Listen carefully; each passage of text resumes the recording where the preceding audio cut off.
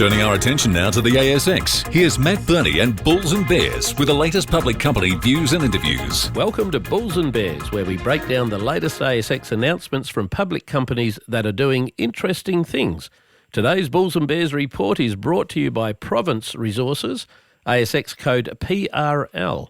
I'm Matt Birney and I'm joined now on 6PR by the Managing Director of Province Resources, David Francis. Hi, David. Hi, Matt. How you going? Good. Province Resources is looking to harness the global embrace of green energy as it develops a green hydrogen project near Carnarvon in WA. The company's proposed high-energy project in the Gascoyne will tap into the natural wind and solar resources of the region to produce a sustainable, replenishing green hydrogen product that can be ignited to produce clean energy with no carbon byproduct.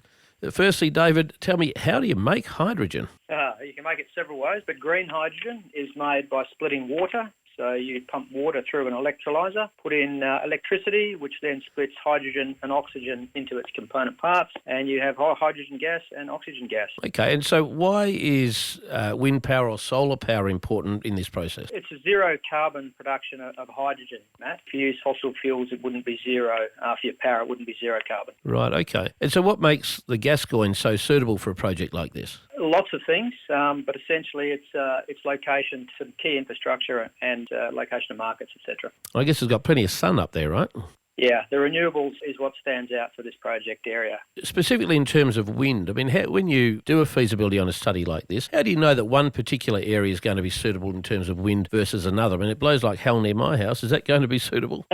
It may be, depending on how complementary it is to the sunlight. What you need is wind blowing at night, morning and evening, and sun shining in the daytime. Not much good having wind and sun blowing in the day and not at night. Right, and you're running a feasibility on it, are you? Yes, that's right. We've on the way, we've got some monitoring stations which give us a bankable feasibility level study on the wind and solar for the area. Okay, so I know how to assess a gold or a nickel project, for instance, but what are the key criteria for assessing a hydrogen project?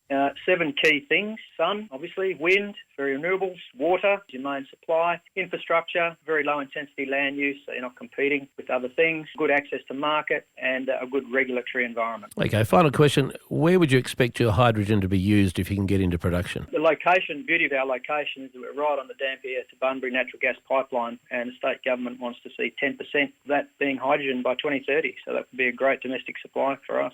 David Francis from Province Resources, thanks for joining me on 6PR today. And remember, Bulls and Bears is only here to give you information, not advice, which you should of course seek independently. I'm Matt Birney. Thanks for listening to Bulls and Bears. For more public company CEO interviews, go to the Money page at 6pr.com.au and click the Public Companies tab.